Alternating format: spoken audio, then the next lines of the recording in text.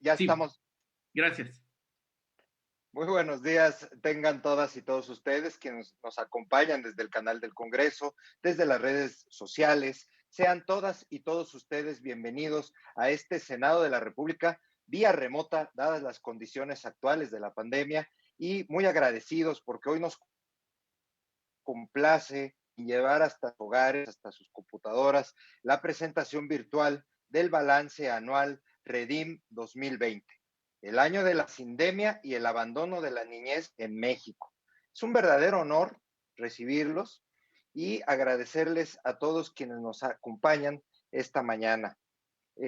Daremos comienzo a esta presentación sin mayor preámbulo, dándole la palabra a la senadora Josefina Vázquez Mota, quien preside la Comisión de Derechos de la Niñez y de la Adolescencia. Adelante. Muy buenos días. Quiero agradecer a todas y todos quienes nos acompañan esta mañana, agradecer y reconocer el apoyo del canal del Congreso, que prácticamente nos permite llegar a cada rincón del país y mucho más allá de nuestras fronteras, pero de manera muy, muy especial. Quiero agradecer y reconocer desde la Comisión de los Derechos de las Niñas, los Niños y los Adolescentes el trabajo incansable, valiente, este trabajo a fondo de propuesta, pero también de denuncia que Redim ha venido haciendo a lo largo de toda su historia.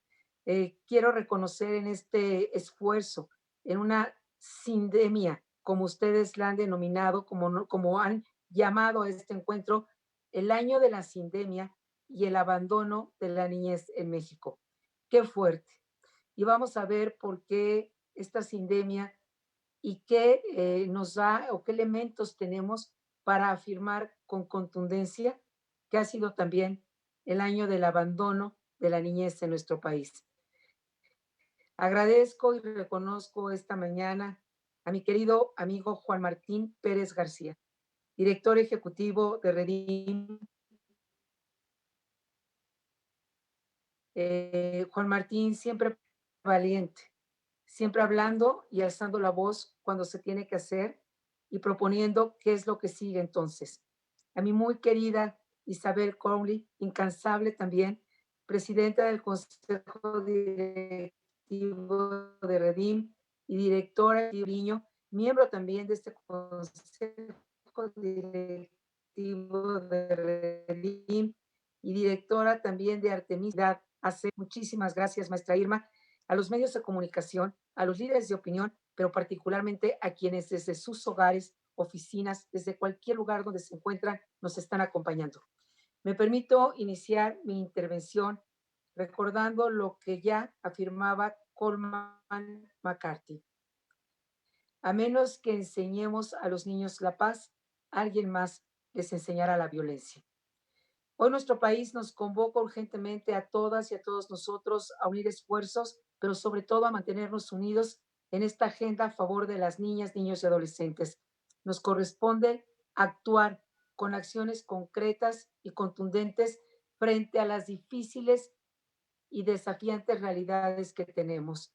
Las niñas y adolescentes nos necesitan urgentemente para tener garantizado este derecho de una vida sin miedo, de una vida donde son reconocidos como sujetos de derechos y donde tenemos el deber de salvaguardar su interés superior.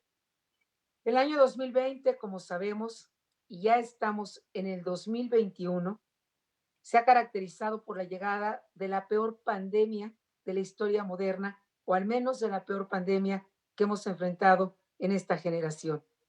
Las repercusiones han tenido impactos en todos los frentes, pero de manera muy particular nos han llevado a la peor crisis económica desde los años 30, de vidas, al mayor número de familias que hoy viven el luto en sus hogares por la pérdida de miles y miles de sus familiares, de las personas que más amamos, y es una pandemia donde vimos el principio, pero aún no podemos ver su final.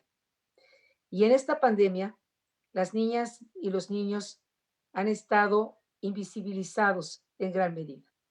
Las niñas y los niños, los decíamos ayer, cuando presentamos este libro de Alas Rotas, de cómo evitar y cómo acompañar a las víctimas en este crimen terrible de violencia sexual. Muchas y muchos de ellos no han vivido en hogares, están sobreviviendo realmente a infiernos,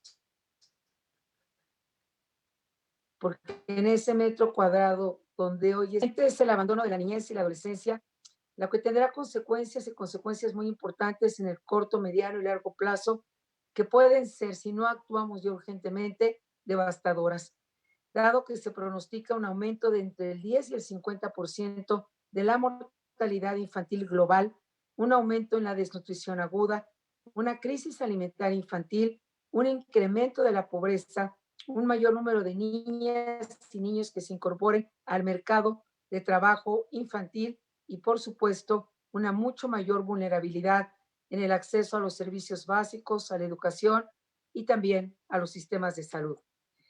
Es muy probable, si no es que podríamos decir es seguro, que la pérdida generalizada de empleos de sus padres, de sus madres, lleve a las niñas y a los niños a una mucho mayor inseguridad en todos los terrenos de su vida. Al aumentar la tasa de fallecimientos por COVID-19, más niñas y niños están hoy en situación de orfandad, expuestos sin dudas a explotación y abusos que pueden propiciar que una niña, un niño, un adolescente de entrada abandone la escuela hoy y para siempre y pueda tener el resto de su vida no como una vida libre de violencia, con derecho a la educación, a ser felices, sino puede convertirse sin duda en el principio de una tragedia. El cierre de las escuelas, como sabemos, afectó a más de 25 millones de estudiantes de educación básica y cerca de 5 millones de estudiantes de educación media superior en nuestro país. Una de las preguntas que hoy nos tenemos que plantear es cuántas de estas estudiantes, cuántos de estos estudiantes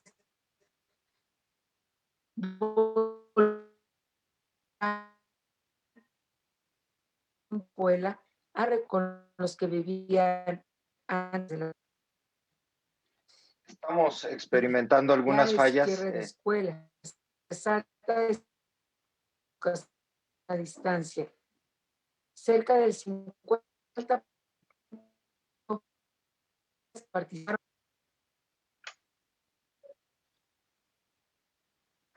Sí, Estamos experimentando algunas fallas técnicas desde la conexión de la senadora Josefina Vázquez Mota.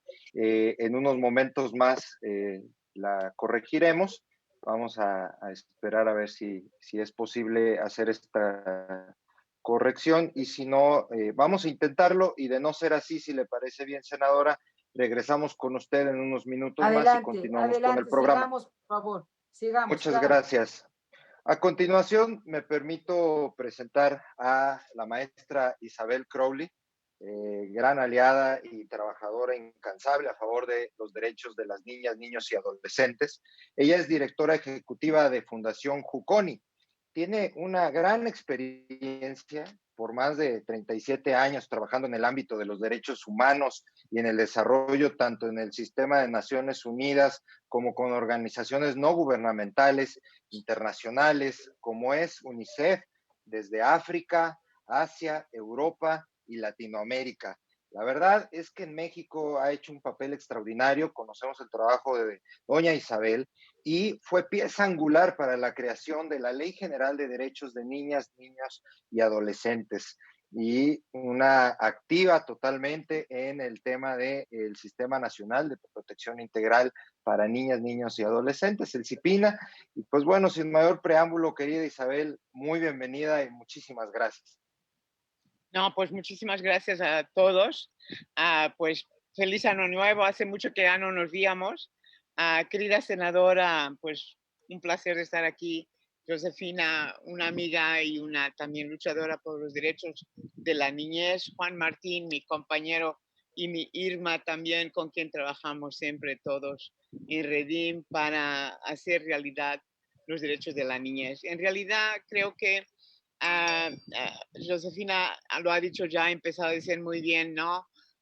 Los retos que tenemos, los retos que teníamos con los niños, pues no han disminuido, han aumentado. El COVID nos ha puesto pues un gran reto también porque el hecho que estamos en un confinamiento, que tenemos esta enfermedad, pues ha afectado muchas de las otras cosas que estamos haciendo para la infancia.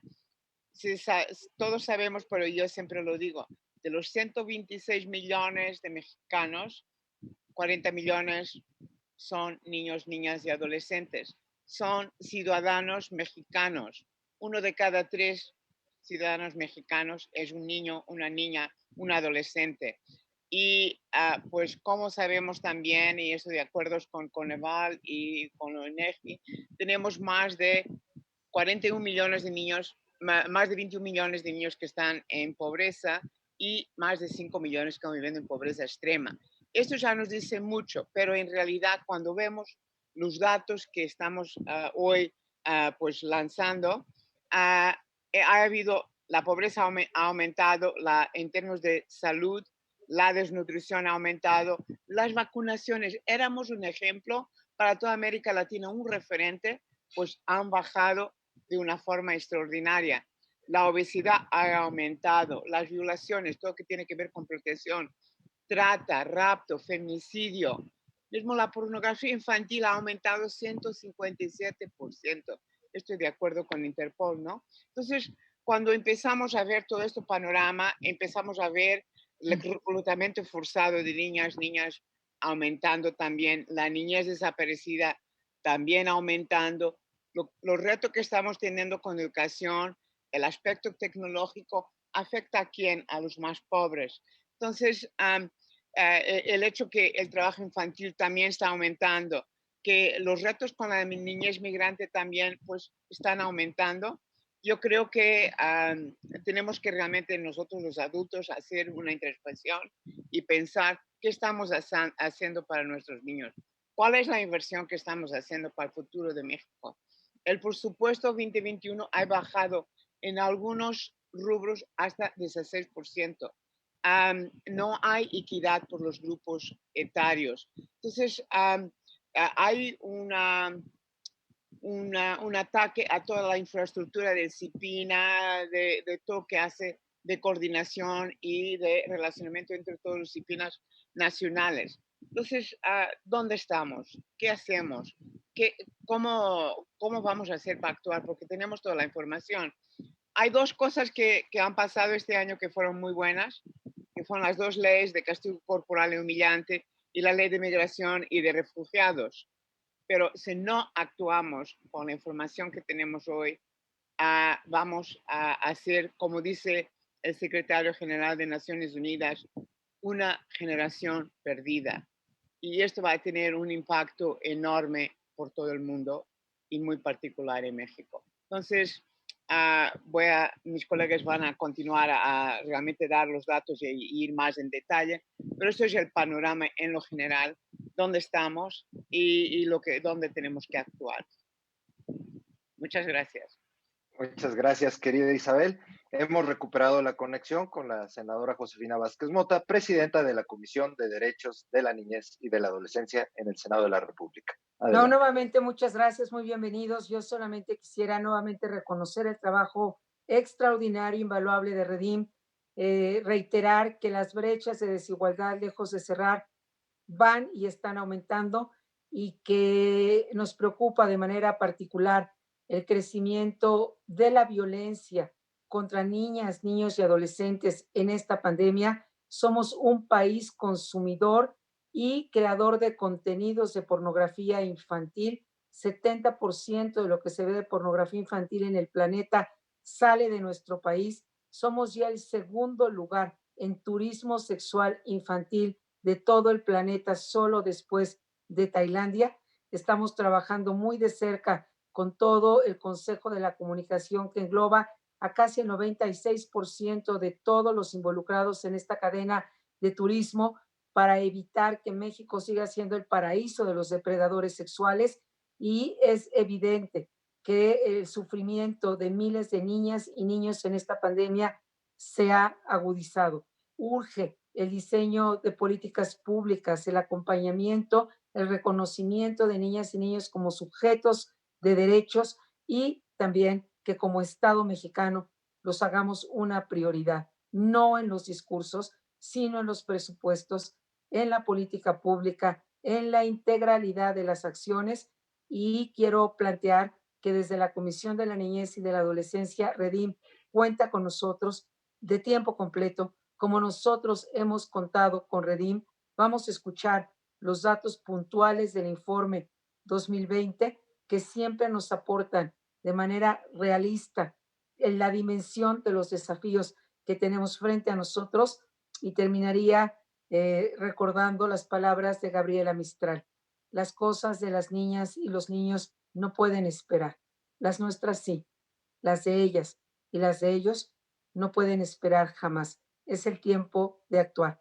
Muchas gracias, querido Juan Martín, Isabel. Muchas gracias, maestra Irma. Muchas gracias a Redim por su compromiso invaluable, su no rendición, su valentía y su trabajo incansable para que las niñas y los niños en México no solamente tengan una vida libre de miedo, sino tengan este derecho garantizado a ser felices, a construir sus sueños, no con alas rotas, sino con almas completas, con mentes sanas y con todo aquello a lo que tienen derecho. Sean muy bienvenidos y estamos atentos para escuchar el informe 2020. Muchísimas gracias.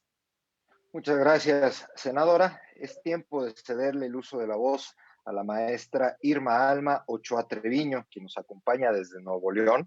Ella es fundadora y directora de Artemisas por la Equidad AC. Ha sido solicitante de la alerta de violencia de género contra las por feminicidio y delitos vinculados a la violencia de género. Es integrante del Observatorio Ciudadano Nacional de Feminicidio. Forma parte del Consejo Directivo de la Red por los Derechos de la Infancia en México, REDIM, así como miembro del Consejo de Fuerzas Unidas por Nuestros Desaparecidos en Nuevo León. Maestra Irma Alma, bienvenida. Muchas gracias, muy buenos días a todas y a todos. Muy honrada de participar en este foro junto con usted, senadora Josefina Vázquez Mota, y con mis queridísimos compañeros en la Redim, Isabel Crowley y Juan Martín Pérez. Mi intervención en estos momentos se enfoca en la situación de las niñas y las adolescentes que han padecido agresiones, ausencias forzadas, pérdidas y dolor, mucho dolor. Muchas de ellas solo han conocido un tejido social hostil, consecuencia de la guerra iniciada hace 15 años, y a un año de distancia de la llegada del coronavirus, se nota también un contexto de violencia más crítico. El balance que hoy presentamos hace patente un aumento de los delitos que atentan contra la vida, la salud, la libertad, la integridad y la privacidad de niñas y adolescentes, como hace un momento lo comentaron usted y también Isabel. Diversos informes prueban que el confinamiento derivado de la pandemia agudizó las discusiones, las tensiones y los riesgos de violencia contra la niñez. El año pasado, el país registró a diario casi 19,000 llamadas de emergencia relacionadas con violencia familiar que se comete por lo general en el espacio privado, es decir, en el interior de los hogares. El hogar representa el ámbito donde se convive y donde se desarrolla la vida familiar, pero a veces se convierte también en zona de riesgo, donde adultos abusan de su poder, sometiendo a la niñez a algún tipo de violencia emocional, física o sexual.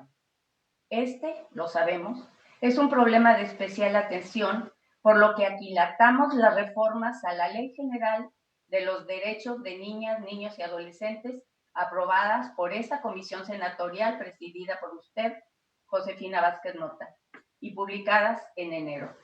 El propósito de estas reformas es orientar las políticas de prevención, de protección, de atención, de sanción y de erradicación del castigo corporal y el castigo humillante.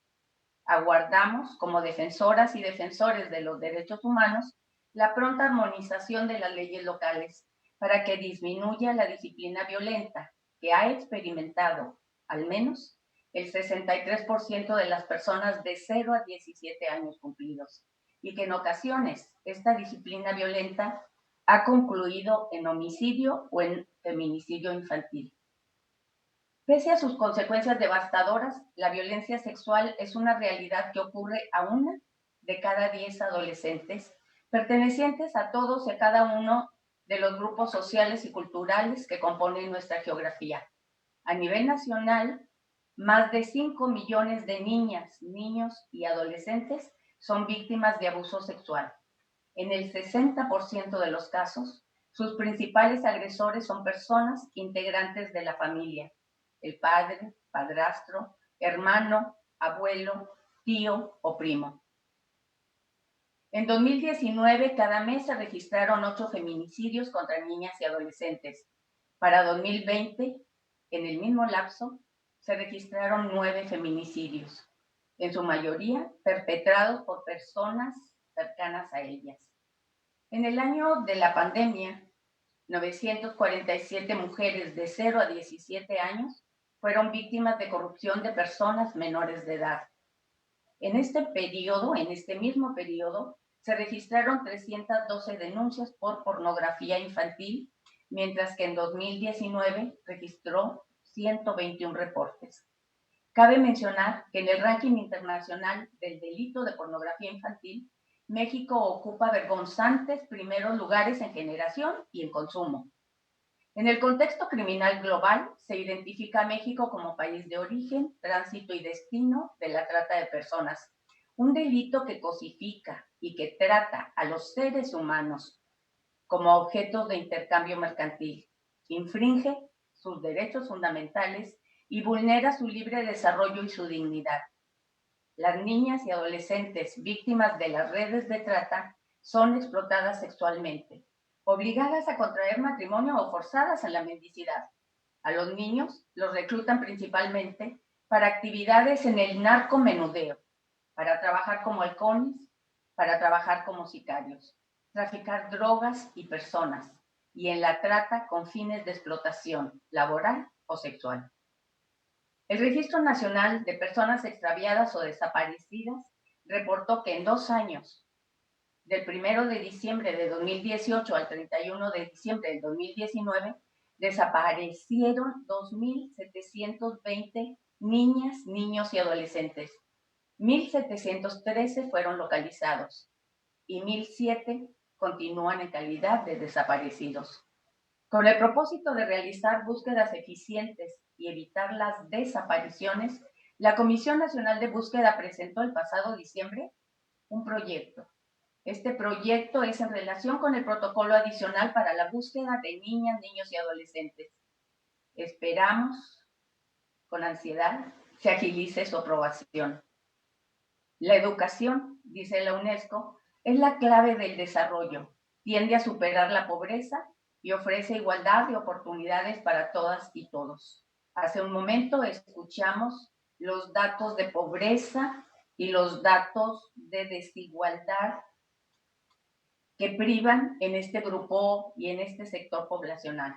Por tal razón, y pese a los esfuerzos para mitigar el problema, como lo es la educación a distancia, a las y los defensores de derechos de la niñez nos preocupan las dificultades que afrontan niñas y adolescentes para continuar educándose en el contexto de la pandemia. Así, se destaca que en el país 1.004.000 hogares no cuentan con señal de televisión digital. Solo el 44% de los hogares disponen de computadora y solo el 53% tiene acceso a Internet mediante conexión fija o conexión móvil. Cabe preguntarnos qué otras dificultades habrán de sortear las niñas y las adolescentes en estas condiciones sociales y económicas desventajosas.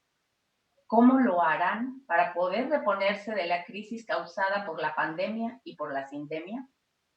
Al día de ayer, de acuerdo con la Secretaría de Salud, México registra más de 166,000 decesos por COVID-19 y 2.130.000 personas contagiadas. Dado que la mayoría de las personas con problemas de salud, con problemas de contagio de COVID, vive en zonas precarias, en condiciones de pobreza y con trabajo informal o poco remunerado, se prevé un impacto económico negativo en los hogares mexicanos. Además de la pauperización, la exposición permanente a situaciones de estrés, sin redes de apoyo que permitan sobrellevar los problemas que conlleva la pandemia y la sindemia, la niñez puede presentar dificultades de salud y retraso en el desarrollo cognitivo y socioemocional. También nos preocupa la incertidumbre jurídica por la custodia de las personas de 0 a 17 años de edad que quedan en orfandad por el COVID-19 y que a esto se puede aunar las personas en orfandad por feminicidio o por homicidio doloso. En este tenor, para evitar que su proyecto de vida se vea más deteriorado, la Redim recomienda iniciar un conteo y planificar la restitución de derechos de cada niña, niño y adolescente en orfandad. Concluyo mi intervención parafraseando un poema de Mario Benedetti. Eran niñas y niños de ojos grandes, despabilados, que contemplaban en silencio las violencias, las desapariciones, los adioses, el entierro tras entierro.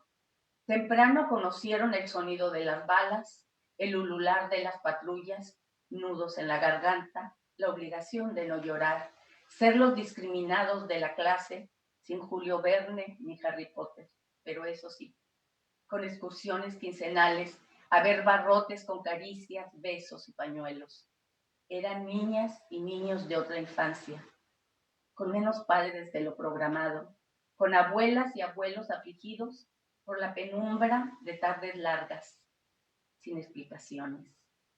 Quizás todas y todos les debemos la infancia que no disfrutaron, ser niñas y niños con madres y padres, con un techo protector, con alimentos en su mesa, con calles y parques seguros.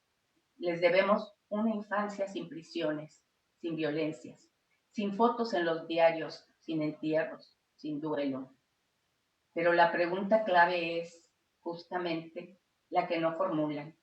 ¿Cómo era la infancia indiscutible? ¿Cómo era nuestra infancia? La viejísima, la apolillada de los años 50, la desteñida de los años 70, cuando había domingos y se festejaban los cumpleaños y se podía salir a la calle a jugar y había la certeza de volver a casa. Y la palabra esclavitud apenas era la historia de un bíblico José el Soñador. Muchas gracias.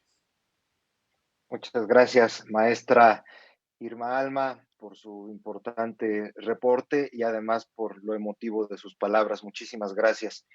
Sin mayor preámbulo y con gran agrado y mucha admiración, me permito presentar a Juan Martín Pérez García. Él es director ejecutivo de la Red por los Derechos de la Infancia en México, REDIM.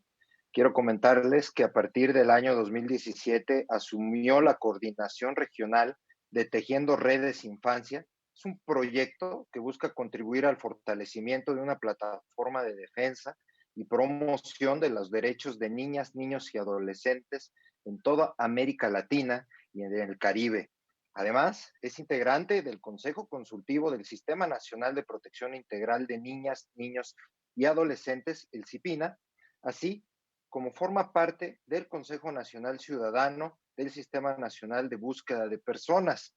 Cuenta con una extensa experiencia en la defensa de los derechos humanos, especialmente en el ámbito de derechos de la infancia y de las poblaciones callejeras, y ha participado en varios órganos consultivos de la administración pública, tanto a nivel federal como estatal. Querido Juan Martín, muchísimas gracias, muy bienvenido. Adelante. Muchísimas gracias por este espacio. Gracias, estimada senadora Josefina, gracias por pues, el compromiso de muchos años y, por supuesto, la coincidencia también en esta defensa de pues 1 de cada 3 habitantes en México que tienen menos de 18 años de edad. Y bueno, por supuesto, honrado estar con Isabel Crowley, con Irma Alma Ochoa, integrante de nuestro consejo directivo de Redim. Muchísimas gracias, Horacio, por tu acompañamiento, y gracias a todo el equipo de la Comisión de Derechos de la Niñez del Senado y del equipo Redim que han estado detrás para que esto lo tengamos ahora. Pues me gustaría en este sentido, además de reiterar el agradecimiento a todas las personas que nos acompañan, invitarles a que puedan leer, digamos, este informe que presentamos el pasado 6 de enero, y tuvimos la posibilidad de ser acompañados por los Reyes Magos, y en esta ocasión se sumó también Santa Claus, y fuimos al Palacio Nacional a entregar pues a Presidencia, y nos atendió Leticia Ramírez, la responsable de Atención Ciudadana, que en otros años nos ha estado también atendiendo, para entregar este balance que ya por una década Redim realiza, tratando de destacar los elementos positivos y aquellos desafíos o incluso claramente omisiones que se tienen frente a los derechos de niñas, niños y adolescentes. Y me gustaría en ese sentido destacar también que agradecer en ese sentido el importante apoyo de los medios de comunicación, que permitió que esto pues, se pudiera conocer, y sobre todo pues llamar la atención de la invisibilidad que siguen teniendo niñas, niños y adolescentes en nuestro país. Este informe o este balance 2020 lo denominamos el año de la sindemia y el abandono de la niñez en México. Y como decía la senadora, pues claramente es un título fuerte. Lamentablemente tenemos que ratificar que todos los indicadores, todos los testimonios que vamos recogiendo a lo largo del país en este tiempo nos muestran un escenario muy, muy crudo para niños, niñas y adolescentes, y que se concatena con esto que comentaba nuestra querida Isabel Crowley. El secretario general de Naciones Unidas, Antonio Guterres, ha estado realizando varios y sentidos llamados a nivel global, insistiendo en la urgencia de priorizar a la niñez, porque estamos, dice él, en la puerta de una catástrofe generacional. Y esto, viniendo del propio secretario general de Naciones Unidas, deja o debería dejarse considerar, no debería considerarse un escándalo, sino claramente una obligación ética de todas las personas que toman decisiones en el mundo. Y regresando a México, en el caso de nuestro país, además mandatado por los marcos normativos. Por eso es para nosotros tan importante presentar este informe ante la Comisión de Derechos del Senado de la República, la cuna de la Ley General de Derechos de Niños, Niñas y Adolescentes, la cuna también de las reformas constitucionales en 2011, recordaremos, que marcaron un antes y un después en la realidad mexicana, y es decir, a partir de 2011, de junio de 2011, nuestro país, la Constitución garantiza derechos humanos. Y todos los tratados internacionales en la materia tienen el mismo rango que la Constitución. Por ello es que en esa ola, en esa inercia, logramos también en aquel tiempo, 2011, incorporar en el artículo 4 constitucional, el interés superior de la niñez. Y es muy importante acotarlo y señalarlo en perspectiva de que antes de cualquier, digamos, valoración positiva o negativa de una decisión de Estado, se tiene que reconocer y revisar, como dice el artículo 4 constitucional, cómo afecta a la vida de niños, niñas y adolescentes. El interés superior de la niñez por encima de cualquier otro interés político, electoral, económico, de cualquier otra cosa. Y en ese sentido, ese control de convencionalidades de tratados internacionales, nuestra propia Constitución, nos lleva entonces a afirmar, como el título lo plantea, que 2020 fue el año del abandono de la niñez. Y explico 3 elementos para ir un poco entrando y animando a que puedan revisar el informe.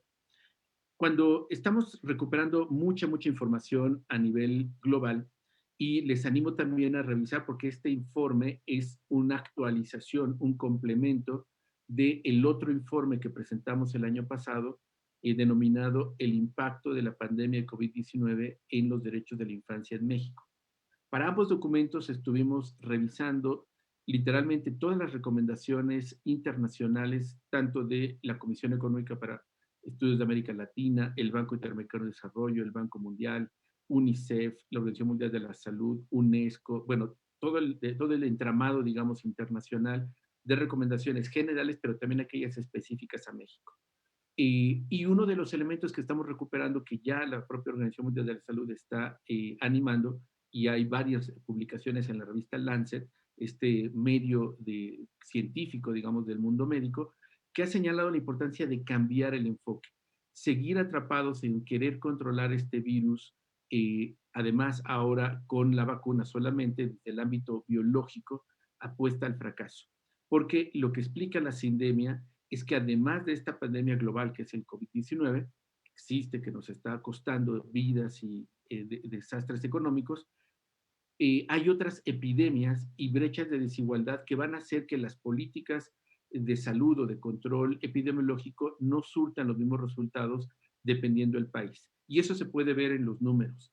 Nuestro país, tristemente, desde antes de la pandemia ya tenía varias crisis. Veníamos en una epidemia de violencia que, como comentó mi colega Irma Alma, se inició hace 15 años con la administración de Felipe Calderón y la guerra contra el crimen. Lamentablemente los resultados fueron desastrosos y tristemente, más allá de ese error, digamos, que se tomó en aquella administración, se mantuvo con Peña Nieto y ha llegado a niveles insospechados en esta administración de Andrés Manuel López Obrador.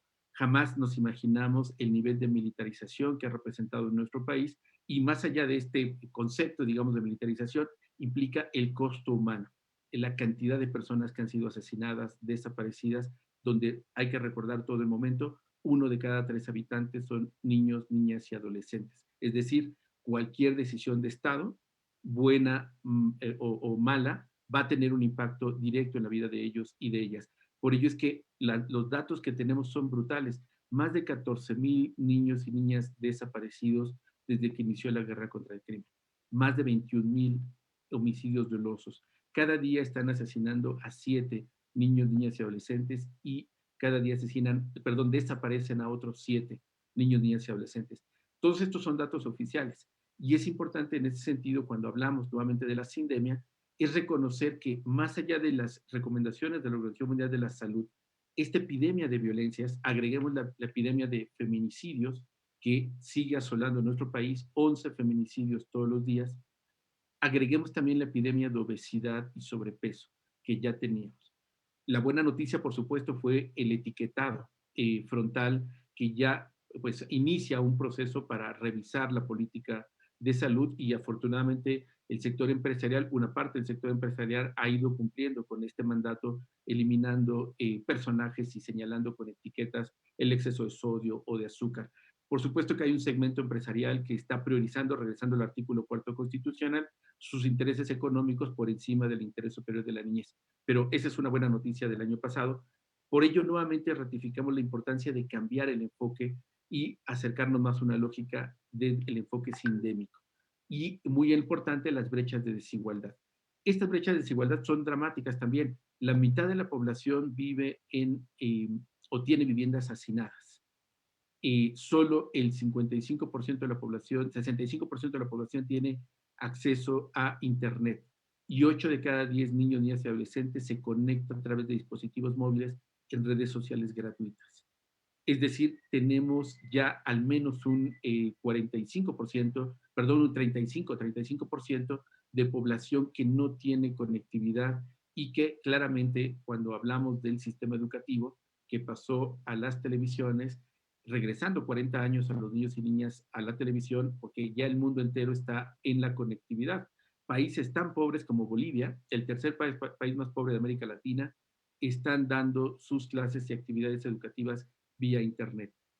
Por supuesto que hay un apoyo televisivo y radial, pero es solo un apoyo, porque claramente es una forma de transmitir información, no es interactivo y no genera pues espacios de conocimiento. Bueno, hago alusión a todos estos elementos, brechas de desigualdad, epidemias de violencias, epidemias de obesidad y sobrepeso, que nos pueden explicar por qué, a diferencia de Europa, donde las personas que han muerto fundamentalmente son adultos mayores con padecimientos propios de la edad, en el caso mexicano, el segmento que está creciendo en muertes son personas jóvenes, desde los 45 años estadísticamente hacia arriba. Y eso es muy preocupante en muchos sentidos. Primero porque literalmente les estamos robando años de vida. Y hablamos de números y se oyen muchos y son impactantes, pero yo les pido por favor que le pongan rostro. Piensen en su vecino, en su familiar, piensen en esa persona que les ofrecía un apoyo, que trabajaba con ustedes. Esas son las personas que están muriendo, son las personas pobres, las personas que tienen baja escolaridad, que estaban condenadas o predeterminadas a salarios y trabajos precarios, que no tenían cobertura de seguridad y que además recibieron en la infodemia información equivocada que hizo que no llegaran a tiempo a los hospitales. Y aquellos que lograron hacerlo, 8 de cada 10 que llegó a un hospital murió. Es por eso tan importante reconocer que sí, efectivamente, nuestro sistema de salud ya venía siendo un desastre, sí, claramente, pero en esta administración tienen que asumir la responsabilidad y eso está marcado en la historia, en el momento en el que se tomaron las peores decisiones para afrontar uno de los mayores desafíos globales, que es esta pandemia. Y tristemente y lamentablemente la soberbia que ha caracterizado de no escuchar, de no atender, esto es lo que sigue traduciéndose en vidas humanas, en pérdidas de vidas humanas. Es inevitable en este momento recordar lo que informamos el año pasado en este informe sobre el impacto de la pandemia, sobre 3 elementos que lamentablemente están marcando esta manera de manejar la pandemia, particularmente en el caso mexicano. Nos referimos a la infodemia, saturación de información e información falsa. Usar cubrebocas protege y salva vidas. Decir lo contrario es infodemia. El que nosotros no podamos reconocer que la forma más apropiada de resolver esto tiene que ser priorizando la vida de las personas, se llama necropolítica. Y es decidir desde el poder quién vive y quién muere. Y esto es muy grave porque significa nuevamente una responsabilidad histórica. Y un tercer elemento es la posverdad. Es decir, estamos hablando de infodemia, necropolítica y posverdad que han marcado en esta gestión de la pandemia que ocupemos uno de los más altos lugares de mortalidad cuando nuestro país tiene toda la capacidad instalada, la capacidad financiera para poder hacerlo diferente. Y cuando hablamos de posverdad es seguir mintiendo, seguir diciendo que tenemos controlada la pandemia, seguir informando a las personas de que ha bajado 2 camas de ocupación cuando tenemos claramente un gran problema de datos, que se están muriendo las personas y que lamentablemente el impacto que está teniendo en la vida de niños y niñas es enorme. Y aquí quisiera concentrarnos. Voy a compartir brevemente pantalla y les animaría a que puedan revisar este informe. Particularmente el balance, como comenté, es una actualización de nuestro informe anterior y lo que estamos aquí tratando de mostrar es no solamente los datos, que es parte de lo que nosotros documentamos y hacemos. Quisiera destacar que todos los datos son oficiales. Nada de lo que Redim plantea es una suposición, una especulación. Todos son datos oficiales y es algo que a nosotros nos parece central, porque desde los datos oficiales tendríamos la posibilidad de llegar a tomar acciones de política pública que permitan en consecuencia hacer cambios sustanciales que, reitero, se traducen en proyectos de vida. Bueno, uno de los elementos que también nos parece importante destacar es que en esta infodemia, es decir, mentiras en torno a lo que está pasando con la pandemia, se ha hecho suponer que los niños y niñas son casi inmunes y son como clones de Superman en México. Y eso no es cierto. Tenemos cerca de 470 niños y niñas que han muerto y casi 45,000 que han dado positivo al COVID. Y no olvidemos que el virus hace daño a los cuerpos, genera una inflamación y hay aparte una investigación paralela que están siguiendo varias autoridades sanitarias conducidas por la Organización Mundial de la Salud, que es un síndrome inflamatorio donde también han muerto muchos niños y niñas, pero que no han podido, digamos, catalogar como COVID, pero claramente vinculado con la pandemia. Es decir, los niños, niñas y adolescentes también mueren, también se contagian y tienen impactos claros en su salud. Pero más allá de este tema, que estadísticamente no sería el más destacado, quienes sí están viviendo con mayor impacto negativo este confinamiento, esta crisis, son los niños, niñas y adolescentes. Particularmente nos gustaría destacar, como lo comentaba tanto mi colega Irma como lo planteé al inicio, nosotros llegamos a la pandemia con una guerra. Esta guerra que ha militarizado el país, que tiene un baño de sangre que está entre los 80, 90, 100 homicidios, perdón, 80 y 90 homicidios todos los días, entre ellos, por supuesto, niños, niñas y adolescentes, ha hecho que quien esté haciendo fiesta, quien se esté beneficiando con todo lo que está sucediendo, es el crimen organizado. El crimen en total impunidad, en total complicidad con redes de macrocriminalidad, que por supuesto incluyen a funcionarias y funcionarios públicos de todos los órdenes de gobierno, son los que definieron en qué lugares se hacía confinamiento, establecieron toques de queda arbitrarios, también abrieron escuelas, han estado repartiendo despensas y alimentos, ganando de manera pues lamentable más espacio frente al Estado mexicano, que no ha tomado una decisión no solamente estratégica, sino apropiada para poder acompañar a las personas. Vemos también con mucha preocupación cómo esto ha incrementado, pese al confinamiento, salvo los meses de abril, mayo, que se redujo un poco la parte de desaparición y homicidios, volvieron a recuperarse datos peligrosos a partir de junio, y esto es muy preocupante. Es decir, en tanto reducimos la movilidad de niños y niñas, se reducen estos indicadores, pero no podemos mantenerlos encerrados. Lo que necesitamos es una respuesta de Estado que atienda a estos hechos criminales. Otro de los elementos que nos parece muy preocupantes en perspectiva es cómo la pandemia va a agudizar la pobreza.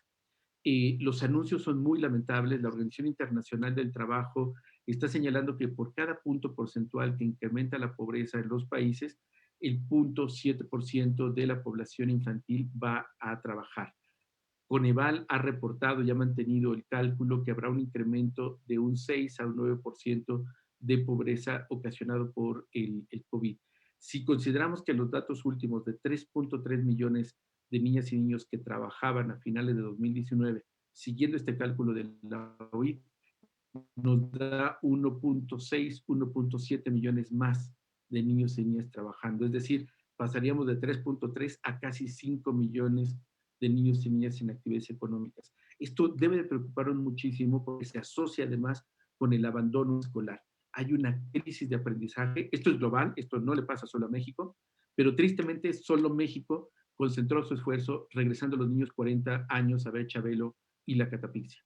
Esto es de verdad imperdonable cuando tenemos capacidad instalada para poder desarrollar y aprovechar el enorme bagaje de conocimientos que están en Internet y que ahora mismo se traducen que los niños y niñas están aburridos y aburridas. No quieren tomar más clases, lo están haciendo literalmente obligados porque no se está aprendiendo. Y si no reconocemos esta crisis de aprendizaje, no solamente es una falta de respeto a la dignidad de niños y niñas, sino esto se va a ver reflejado en las pruebas internacionales de competencia o de valoraciones educativas como la prueba PISA, que se estará haciendo y que, como saben, México ocupaba el último lugar en las 20 economías más grandes del mundo, en la prueba, en los estándares de la OCDE. Por eso es tan importante reforzar la idea de que necesitamos revisar el sistema educativo, replantearlo junto con niños, niñas y adolescentes. Quisiera ya ir cerrando, destacando algo que nos preocupa mucho, que son los niños y niñas grandes. Es decir, no debemos olvidar que ese de salud y la prevencia de las personas se está llevando a seguir buscando cruzar el territorio nacional. Hemos tenido en este proceso de pandemia al menos 3 intentos de éxodos masivos. Lamentablemente en nuestro país, por los acuerdos vergonzantes que hicieron con la administración Trump, de convertir a la Guardia Nacional en el muro verde, en la frontera sur y en la frontera norte de los Estados Unidos, bueno, norte nuestra con los Estados Unidos, pues se han estado disolviendo. Además, esto mismo lo ha hecho el ejército de Guatemala y se han disuelto estos éxodos. Lamentablemente, los efectos de la pandemia en toda la región no van a poder detener la huida masiva de personas y seguiremos teniendo esto como una realidad. Así es que va a ser muy importante que nuestro país, como buena noticia también, logramos la armonización de la ley de migración y ahora ningún niño o niña migrante puede ser detenido. Esto desafía grandemente al sistema DIF nacional para avanzar en los hogares temporales y en otras alternativas, o familias temporales, perdón, y en otras alternativas que no sean estaciones migratorias. Creo en este sentido que ahí podemos hacer mucho con sociedad civil. Y por último, muy preocupante, señal gravísima, desde que llegó esta administración los recortes presupuestales han sido dramáticos y casi criminales. El sistema DIF, que es la instancia de asistencia, ha tenido un recorte de más del 30% de su presupuesto en estos 2 años. UNICEF emitió un informe en diciembre pasado alertando al Estado mexicano sobre lo grave que representaría el impacto para millones de niños y niñas si se recortaban presupuestos a programas como escuelas de tiempo completo, jornaleros agrícolas, la prevención de embarazo adolescente, las estrategias de atención a primera infancia, de violencia contra niños y niñas no tienen un solo peso, no tenían dinero, y aún así se ignoró y se recortó ese presupuesto, lo cual es muy, muy grave. Por eso es que es para nosotros muy preocupante no solamente cómo se está gestionando la pandemia, sino todas las acciones que van en contra de la vida de niños, niñas y adolescentes. Quiero reiterar el agradecimiento al Senado de la República, quienes a través nuevamente y en esa coherencia que han tenido de proteger legislativamente a niños, niñas y adolescentes, como fue la Ley General de Derechos de Niños y Niñas, la la Ley Nacional de Justicia para Adolescentes, de manera reciente también la armonización de la Ley de Migración para que esté homologada con la Ley General de Derechos de Niños y Niñas, y esta última buena noticia de prohibir explícitamente el castigo corporal. De verdad queremos agradecer todo esto, el liderazgo que ha tenido la comisión. Por supuesto hay que mencionar al senador Martí Batres, que pues tuvo mucha visibilidad con este tema, y nos parece que precisamente de eso se trata. Los niños y las niñas pueden ser la oportunidad para que las diversas fuerzas políticas en el país encuentren en el cumplimiento de la ley la posibilidad de salvar este país, de poder fortalecer al Estado mexicano y evitar que las disputas de colores o divisiones sigan afectando a niños, niñas y adolescentes. De aquí un llamado, digamos, con todo el cariño que les tenemos a todas y a todos quienes nos han acompañado en el Senado, a que los niños y las niñas logren ser, digamos, y solamente les pedimos, cumplan con la ley, coloquen a niños y niñas en el centro del artículo 4 constitucional, y eso llevará a que el Senado, la Cámara de Diputados, el gobierno federal, el Poder Ejecutivo y el Poder Judicial puedan priorizar a niños, niñas y adolescentes. Les invitamos a revisar, solamente mencionaré algunas de las recomendaciones que estamos reiterando, estas ya las hicimos el año pasado en nuestro informe sobre el impacto de la pandemia, es reducción y contención del COVID-19 al enfoque sindémico basado en derechos humanos y el carácter global de la pandemia. 2, fortalecer el Estado a través de la gobernabilidad democrática, la construcción de ciudadanía y priorizar el interés superior de la niñez. Es decir, las organizaciones no somos adversarias, no somos enemigos, somos personas comprometidas que nuestra trayectoria con todos los partidos políticos nos pueden ratificar que no hay ningún tipo de interés partidario o interés oculto. Lo que estamos buscando es que se cumpla con la ley, que se priorice a niños, niñas y adolescentes, como lo establecen los tratados internacionales. En este sentido, también llamamos a incrementar la inversión del gasto público para frenar el impacto negativo de la pandemia en la vida de millones de niños y niñas. Crear mecanismos institucionales de participación ciudadana, iniciando en la escuela para escuchar a niños, niñas y adolescentes, porque en ellos está la respuesta. Fortalecer el sistema de salud pública y la prevención comunitaria. Esto último es súper importante. Es destacable que, pese a lo que se imaginaba, que habría literalmente cantidades enormes de personas que murieran en el mundo indígena, son las que se han logrado proteger más, y más allá de las carencias que tiene el sistema de salud local, tiene que ver por su capacidad de prevención desde la vida comunitaria. Se protegen, se cuidan, y eso tendríamos que recuperarlo en las ciudades. Necesitamos reducir el impacto de la crisis alimentaria que ya está presente y retornar a una dieta saludable. La eliminación de los comedores populares y todas estas modalidades, aquellos que recibían alimentos en las escuelas, está ya afectando, según la encuesta en COVID que realizó Fila Ibero, en la cantidad y calidad de los alimentos, y va a impactar sin duda la talla y peso. Quisiera en este sentido destacar con mucha preocupación el desabasto de vacunas, de todas las que se tenían que poner para el cuadro de vacunación, y que ya estamos teniendo focos de alerta. El año pasado, junto con el inicio de la pandemia, tuvimos una epidemia de sarampión que se extendió por todo el territorio y quedó opacada o eclipsada por el COVID, pero sigue causando desastres. Y muy pronto, o sea, esta alerta es importante, muy pronto vamos a tener otras que ya hemos superado, porque hay un desabasto y solo se está vacunando entre el 60 y 70% de la población infantil. Y esto es muy, muy grave. Ya conocido y públicamente lamentable la falta de tratamientos para niños con cáncer, y esto nuevamente vuelve a ser, reitero, no solamente impensable, sino prácticamente criminal. Por último, insistir en la urgencia de rescatar nuestra capacidad de autodeterminación y de que no sean los Estados Unidos quienes definan nuestra política migratoria, como ahora ya cambió. Afortunadamente, la administración del señor Biden tiró todas las medidas xenófobas que tenía el señor Trump, y es una vergüenza que nuestro país pues no haya asumido con dignidad y con autodeterminación la soberanía nacional.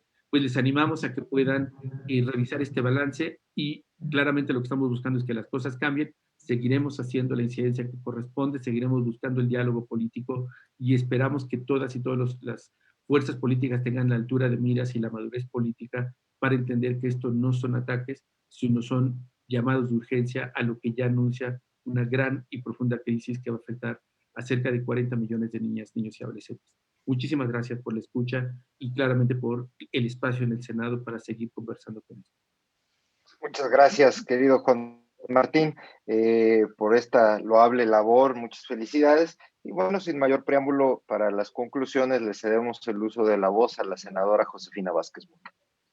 Muchas gracias. Quiero nuevamente reconocer el trabajo de Redim y nos quedamos con muchas tareas. Efectivamente, querido Juan Martín, lo hemos dicho y reiterado, lo seguiremos haciendo. Las niñas y los niños no tienen partidos. Las niñas, los niños y los adolescentes son sujetos de derechos y hay un interés superior que tenemos el deber de salvaguardar. Afortunadamente, quiero destacarlo y reconocer a todos los grupos parlamentarios en el Senado en toda la agenda que tiene que ver con niñas, niños y adolescentes. Hemos logrado consensos muy valiosos y en la aprobación, cuando se trata de cambiar o hacer ajustes a la ley, hemos logrado que casi el 99% se den por unanimidad. Ha habido la comprensión, pero sobre todo la responsabilidad de asumir y de entender que las niñas y los niños están esperando respuestas urgentes de cada una y cada uno de nosotros. Así que lo quiero reconocer públicamente aquí, en esta legislatura, en este Senado de la República, las niñas, los niños y los adolescentes no tienen partido político. Seguiremos insistiendo en ello, Juan Martín, porque como bien señalas, las niñas, los niños y adolescentes deben de ser nuestro punto de encuentro, nuestro punto y nuestra oportunidad de construir puentes y derribar muros. Ya tenemos demasiados muros, unos visibles, otros invisibles, todos ellos dolorosos, todos ellos inaceptables, todos ellos que nos confrontan, que nos polarizan y que generan odio y distancia. Quisiera, después de este informe, primero reiterar el compromiso desde la Comisión de los Derechos de la Niñez y de la Adolescencia, porque este informe para nosotros es mucho más que una serie de datos que ya son muy valiosos, que una serie de propuestas y de realidades. Este informe, y quiero hacerlo a quienes encabezan Redim, son las voces de cerca de 40 millones de niñas, niños y adolescentes que exigen y que esperan una respuesta de nuestra parte.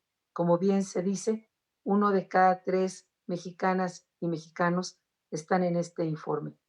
Y una sociedad que destruye a sus niñas, a sus niños y a sus adolescentes, se destruye a sí misma. Pero una sociedad que los respeta, que construye, que los escucha, tiene la gran posibilidad de un mejor porvenir y también de una sociedad en donde la paz no sea solamente una aspiración, sino una realidad.